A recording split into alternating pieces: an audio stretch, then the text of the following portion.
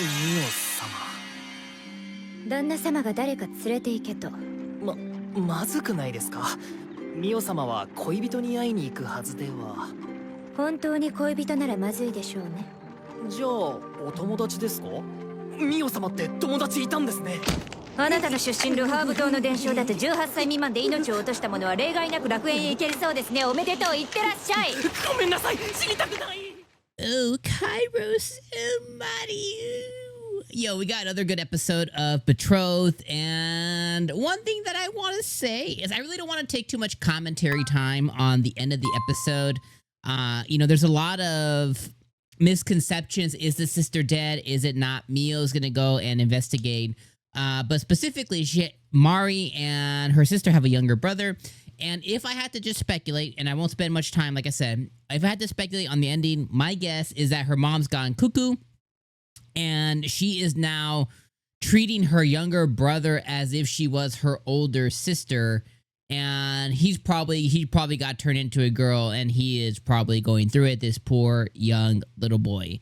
That's my guess as to what's happening. As to what's actually happening, I have no idea, but Mio's gonna go and figure it all out, and she's gonna go lay down the smackdown.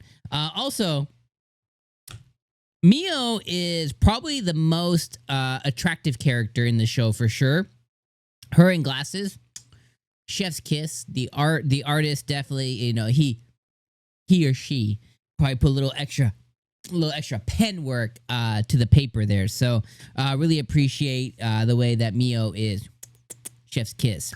Now for the rest of the episode, I think we can probably, first off, I think this was an 8 out of 10 episode. I think this was a really good episode of Betrothed, and I think we could probably put it in a cup, in a basket, in a little gift basket for us, as this was an episode that showed Mari's growth, right? Like, not only did she have a breakthrough moment with Kairos' mom, right? Not only did we learn that she was basically handling the finances in her past home.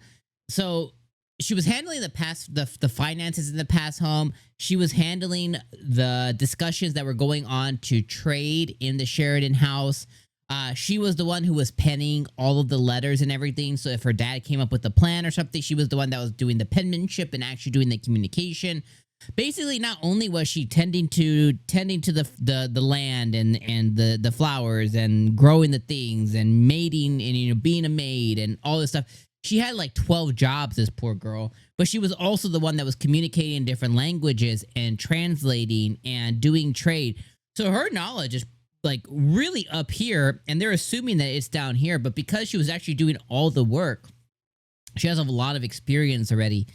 And because she was involved in stuff, I'm sure she had her own thoughts about everything. So she could probably offer a lot of insight when it eventually comes to managing the Kairos' domain and land and stuff, which I think is really cool. Now, what I thought was weird, and this is one point of contention. So again, I think it was about a 7 or 8 out of 10 episode, but to dock it a couple points, was the ending, meh. And what was also weird is that her parents are demanding her back, which it's like, I get it. Her parents are being depicted as these abusive pieces of shit who are morons, okay? But they sent their daughter off to be wed, to be married, to be engaged, to have a partnership with the Kairoses. They shipped her daughter off to go, be a wife. So it's weird to me that they, in their letters, are demanding or asking for her back, like to come and clean and do the thing. Like, it's like, I don't quite understand how that logic works. How are you going to send your daughter away but then ask for her back? It doesn't make any sense to me. So I did think that was a little weird, because I couldn't quite connect the dots on if it was a translation error or if it was genuinely that they were asking for her back, because it doesn't make sense. You can't send your daughter away and then be like, well, come, give her back. She'll just go to you every now and then. Like, that's not how that works. So it's like, even morons in the nobility will understand that sending your daughter away means saying a goodbye, and she might come and visit, once a year or something like that. Like, I just didn't quite grasp that. I thought that was a little weird. But for the rest of the episode, again, I see her getting closer to Kairos, which is, continues to be a budding and growing romance, and I definitely love to see that. I love to see her getting closer to her mother-in-law, and now her mother-in-law realized that, oh, she's actually very educated. She can write, read, and speak in multiple different languages that are involved in trade, including the 𝐒𝐻𝐴ndros, which is where they descend from. And she has gorgeous handwriting as well too. You know, her penmanship is top notch. So when it comes to communicating with a lot of the folks that they're going to have to, and being a royal stature, like she's going to be a very key piece. So her mom or her mother-in-law, I should say, got awakened to all of her really, really strong abilities. So I thought that was a really, really cool thing. And then now she took an interest in her to get her ready for, you know, her royal ball or the betrothal, royal betrothal, and her, what do they call it? Like when the girls get put out there for like their coming of age or whatever it is, you know, she's basically going to be all ready, and she's taking all of it in stride.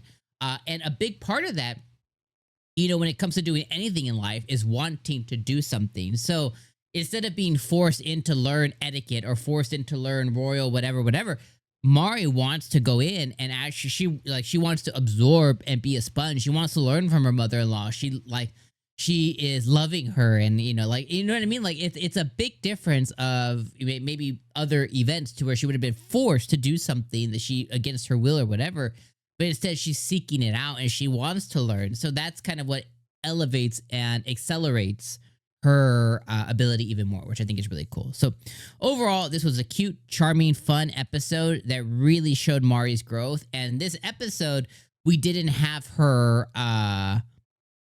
mention her sister at all, you know, because every other episode she's like, well, I'm just the replacement. And it's been awful. It's been an awful tagline, awful writing. But I'm glad this episode didn't have any of that. So yeah. All right, my friends, that's all I got for you guys. I appreciate you guys being here for another week. Love that you're here. And I will see you guys next week, or whenever you're watching this. I'll see you guys for episode 7. Make sure you guys hit me with a like before you leave, and comment your thoughts down below. All right, my friends, peace out.